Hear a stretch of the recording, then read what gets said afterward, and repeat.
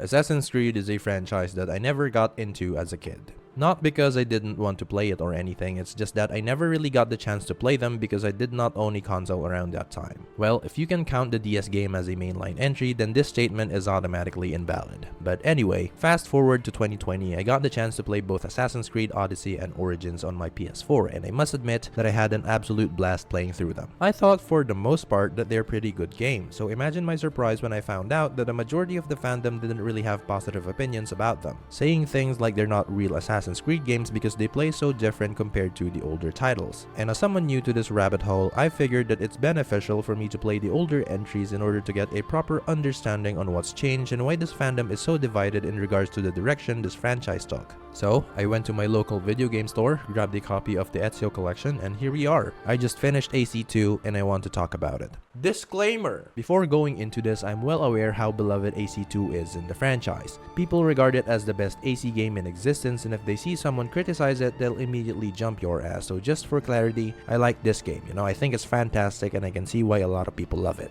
But me liking it doesn't necessarily mean that it's immune to criticism. This is my opinion. You might disagree with some of the shit I'll say, and that's okay. If you have thoughts that you want to share, please feel free to leave a comment down below. I always keep my mind open with other perspectives and I would really appreciate that.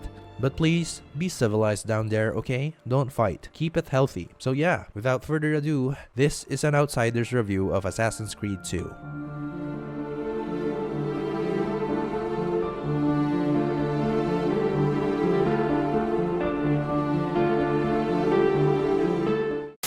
Assassin's Creed 2 follows the story of Ezio Auditore da Firenze, a young Italian noble who embarks on a quest of revenge for his late family, a quest that would lead him to live a life filled with bloodshed while also finding himself in a long-standing conflict between the Assassins and the Templars. A classic revenge story that's done very well, and I can see why a lot of fans hold it in such high regard. It laid down a great foundation for the franchise while also setting a standard in terms of storytelling in video games. Ezio is very likable as a protagonist. At the start, we see him as someone who is very irresponsible and carefree. He gets into trouble, engages with street fights, and sleeps around with women of his liking. And by the end of the game, we see him become a wise master assassin utilizing his talents for the greater good. And that is just really cool to see. If that's not character development, I don't know what is. However, even though I like the story, I do believe that the game could use a few minor adjustments in terms of its pacing in order to provide a better overall experience. There were times when it felt like the game is moving too fast that it forgets to take a breather every once in a while. Let's take the sequence where Ezio's family gets executed, for example. We never really see a moment where Ezio grieves the loss of his family. While I totally understand the argument that he didn't really have time to do that considering that his mother and sister needed to be protected, a simple cutscene where they show him going through grief could have been a great moment to show that he really feels devastated of their loss. I'm all for games that cut unnecessary bullshit, but considering that the story is a huge part of the game, I truly believe that having those slow burn moments where we get to absorb everything and just empathize with our character enables us to feel more connected to them. Don't get me wrong though, the game is fine even without those slow burn moments. It's just that I believe the game could hit an even higher ceiling in terms of storytelling if they put those mini pauses and breaks all throughout the narrative. The modern day stuff is pretty interesting. Of course, it's not primarily the reason why I play these games, but I do think that this is much better compared to what I saw from Origins and Odyssey. And to be honest, I'm kinda curious where Desmond's story will go, and I do hope that I can talk about it more in depth once I get to Assassin's Creed Revelations. Now, before going into the gameplay section of the video, I want to take this opportunity to complain about something that almost ruined the story's momentum, at least for me. And it's the fact that the game forces us to play the DLCs before the final mission. For context, the game has two DLCs, the Battle of Forli and the Bonfire of Vanities. Normally, I'm a sucker for additional content because who wouldn't, right? That's more Assassin's Creed. However, the way these DLCs are placed within the story felt so out of place. And to add insult to injury, these DLCs are not skippable. You have to finish them before you can have access to the final mission.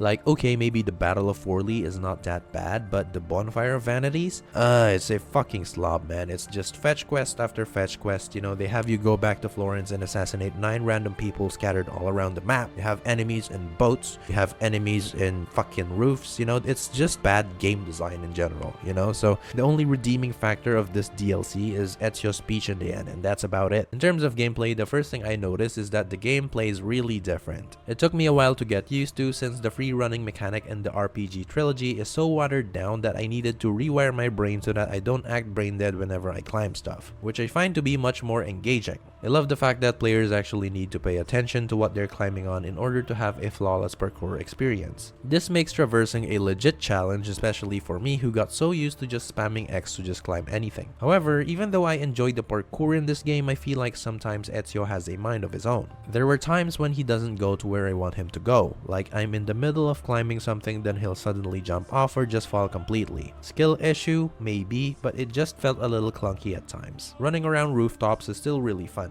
Jumping through the highest points of the map actually gave me the feeling of my feet tingling whenever I stand on high places in real life, and that's something that I've never felt in a video game before, and it's absolutely surreal. Combat in this game is so different from what I'm used to. It emphasizes the use of counter-attacking and dodging instead of just going oonga boonga every time, which is really fun, don't get me wrong. It's just that, you know, like the parkour, it felt a little clunky as well. I wish that they put more attack animations though, like most of the time Ezio is just doing this non-stop. Like, can you please lower your guard so that I can requiescat in pace your ass already? Assassinations are really satisfying, to be expected with a game called Assassin's Creed. The Hidden Blade is so satisfying to use. This is where I realized how iconic of a weapon it actually is. Like, I remember the sequence in Rome where Ezio needs to go through Vatican without getting detected. Mamma mia! It really made me feel like I'm Ezio Auditore da Firenze. It's badass, man, so badass. Then you have the music kicking in, which elevates the experience even further, like, oh shit, I'm ascending through the heavens, this is so fucking cool. The world felt very immersive since it's really dense, which really highlights the fact that social stealth is a major mechanic within these early AC games. Just a minor nitpick though regarding the NPCs. Am I the only one annoyed with these guitar playing ass people? What the fuck are these, man? The Italian Oompa Loompas? I'm minding my own business. Then I look away for 3 seconds, and the next thing I know is that I'm surrounded by 5 of these fucking monkeys. Cities featured in the game felt very distinct to one another,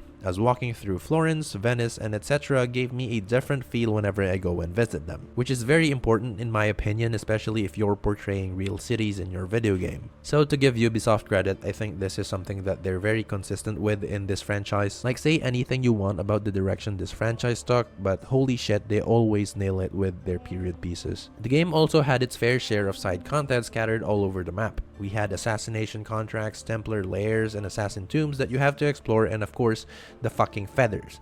Fucking feathers! I know these may not sound impressive in today's standard, but it's still good to see a game with a lot of stuff to do. Overall, I had a really positive experience playing AC2, and I'm happy that I checked it out. To wrap up this video, I really think Assassin's Creed 2 is a good game. It introduced us to one of the most iconic video game characters in all of gaming, while also providing a memorable experience in terms of its gameplay. Sure, some gameplay elements may feel dated, but if you take into account that this game came out 14 years ago, it's very clear that AC2 is very influential to the industry. Now, am I saying that this game is unplayable in 2024? No, but if you're someone who's new to video games, you know, someone whose only exposure is the God of War 2018s and the Red Dead Redemption 2s, it may take some time for you to actually get into it, but I can assure you that once you get through it, it's all worth it. If you made it this far onto the video, please consider dropping a like and subscribing to the channel. I would highly appreciate it, and it would help me a lot. If you have thoughts that you want to share about AC2, please feel free to leave a comment down below. I would love to read your insights as well. I'm currently halfway through Assassin's Creed Brotherhood, and I hope you guys look forward to my video about that. Thank you for watching, and see you on the next one.